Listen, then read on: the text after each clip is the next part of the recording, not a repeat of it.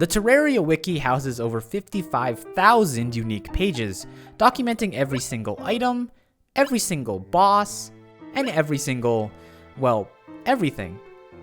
But today I'll be embarking on a journey through Terraria without any outside guidance, using only the game's vague pointers to feel my way through Terraria's bizarre gameplay progression. So let's load in and start anew. I can't imagine that the Terraria Wiki has any information on whether a massive mohawk is better or worse than default Terraria hair, but I'm sure it has a lot to say about the world presets. That said, the game does absolutely nothing to explain the differences between each setting, and unless the journey mode lets me meet Spider-Man himself, I don't think the tooltips actually mean anything at all. So we'll just leave everything blank and throw ourselves in. Now would be a great time to mention that I'm not a complete noob in Terraria. In fact, I've beaten the game. A few years ago, exactly once, which will become important in about 5 minutes. Either way, I can assure you I'm no expert. Wait, why can't I mine this dirt? What is going on? Oh, okay. Regardless, I get my first rare metal in the form of copper ore, but also get our first real problem with our run. Because after running home with the large copper haul, I'm left wondering, how do I make a bar? Now both Terraria and Minecraft vets alike likely know the answer. I need a furnace. But unlike Minecraft, 8 pieces of stone is not enough to get the smelting tool we're looking for. So how many do I need? Unfortunately, I have no idea, because items you can't craft don't show in your crafting menu. So after fleshing out my little homestead, setting up the foundation, forgetting how weird Terraria doors are. Oh, it needs the top part, doesn't it? I begin searching for the premier source of stone, a cave. But instead of a hole-in-the-wall traditional cave, I spot a hole-in-the-ground pit of doom. Either way, I figure it'll at least lead me to a deeper layer where the rocks can be found, so I begin my descent. And as I descend, so too does the sun from the sky, and I realize that my cramped hole in the ground will likely have a few visitors. So I do the adult thing, and wall off my problems for another day. Even after fighting to keep my little sand pit safe... Whoa, how did you get in here, buddy? Jesus Christ, he's killing me! I realize that my sand pit is almost entirely made up of sand, meaning I'll have to go find the rocks elsewhere.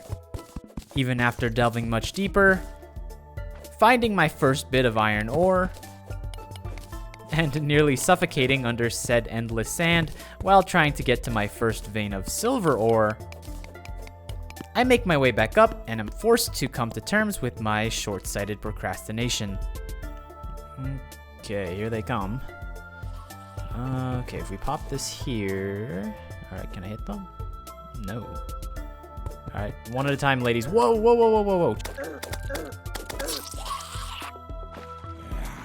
With about 100 pieces of uncooked ore and no stove to cook with, I decide to travel east in search of some stone. Although it's no cave, this patch of raw organic stone will do. Again, I don't really know how much I need, so with 36 in tow, I go back and finally find out that the magic number was 20. And here is Exhibit A of just how problematic this little challenge could really be. Since had I run out of torches when I came back from my trip, I'd probably be heading out thinking I'd need even more stone. Next steps of progression come naturally. Furnace turns into metal bars, and with iron bars I can make an anvil to turn said bars into better tools, which will make acquiring said... Okay, you get the idea. For my next trick, I decide to start mapping out the nearby surface, with that desert I found to the west, and to the east, well, this. Remember how I said I played Terraria exactly once? Well, Terraria has 2 unique biomes that can spawn exclusively in the world. You either get the red fleshy crimson, or what I have here, the corruption. Unfortunately for me, I've never seen this variety of alien creep in my life. Minding the massive hole to hell, I find my first chest, granting me a handful of useful potions like Recall Home. I get my first piece of equipment, letting me slide down walls, and I get a can of worms.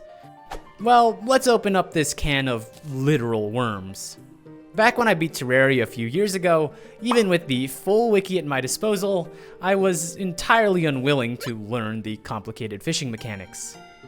There's a boss, I think there was a unique quest line, there was unique equipment. If there's anything in Terraria I'm heading into fully blind, it's gonna be fishing.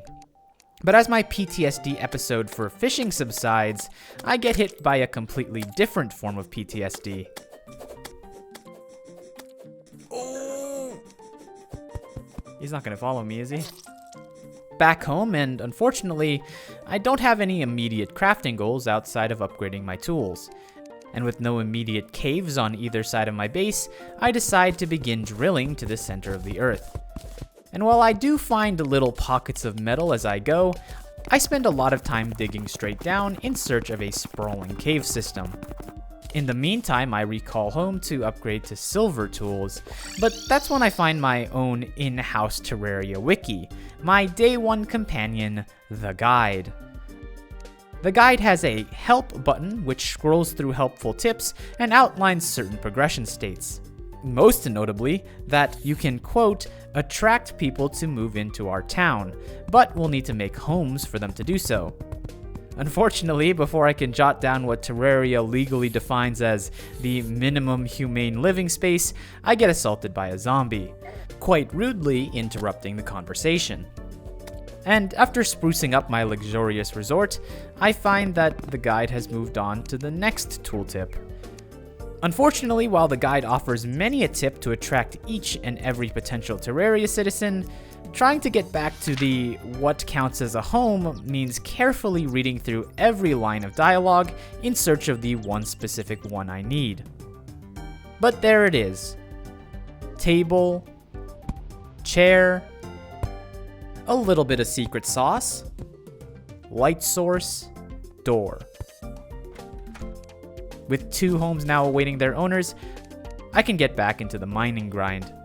I realize a little problem I have with my hole to hell theory though. I don't have enough rope. But by an absolute miracle of chance, my 2-deep hole in the ground reveals my solution, that being the wall sliding equipment that I found in the corruption. And if you still need proof it's been a while since I last played... Alright, come on down, buddy. Let's tussle. Oh, what the? Ugh, I don't like this. Now, in my continued descent, I do encounter this shiny purple rock. Deep down, with my latent 3 years experience, I'm like 90% sure I need a stronger pickaxe, and lo and behold, interrupted my mission for nothing. At this point, I've gone deep enough to start seeing lava, which is a good enough sign to turn back while I still can. My plan to house 2 new residents goes awry as the guide makes himself at home in one of my luxury rooms. And look at that, tons of new items to craft. I'll be honest, I have no idea what a gem corn is used for, and I can make 2 of the things. So we'll start with items that look like they can make more items. 1 times glass kiln. Then I immediately get sidetracked by the fact that I don't have pants, but can't seem to figure out why I don't have the option to make them. Turns out, pants are just much more expensive than I thought. Also, I finally remember to store my money, so I don't lose more and more each time I make a mistake. Without any risk, I decide to head back east and explore the dangerous corruption. And while I'm banned from using the wiki as a tool, no one said that a dictionary is off limits. Macerate. Of course, the first order of business in the corruption is to investigate this equally impressive pitch black hole. And as I unfurl more and more rope, it becomes clear to me, this is a really deep hole. But getting to the bottom reveals an even bigger problem. I can't mine any of these walls. Turns out these fleshy monstrosities love making tunnels as much as I do, and after a few jump scares, I encounter a very ominous looking room. Where do I begin? Well, we have a line of these barnacle looking things. Of course, like everything else, I can't mine them. Then we have these pulsating purple orbs, seemingly surrounded on all sides by that same impenetrable stone. Luckily, it doesn't take me too long to spot a duo of orbs that I should be able to get to. Unluckily, it's seemingly made up of the same impenetrable materials. Returning back with not much information gained from the corruption trip, I decided to head in the opposite direction. Dude, why was I even cutting the little trees? Past the original desert and beyond. While it's nice to get a chance to collect these falling stars, the night does mean that I'm interrupted by a lot more baddies. At one point, I noticed that I gain a small, noticeable boost to my move speed, and eventually track down the happy buff to these here sunflowers. Interestingly, you don't actually chop them down with an axe, instead requiring you to use your pickaxe. Someone's gonna have to explain the lore reason behind that one.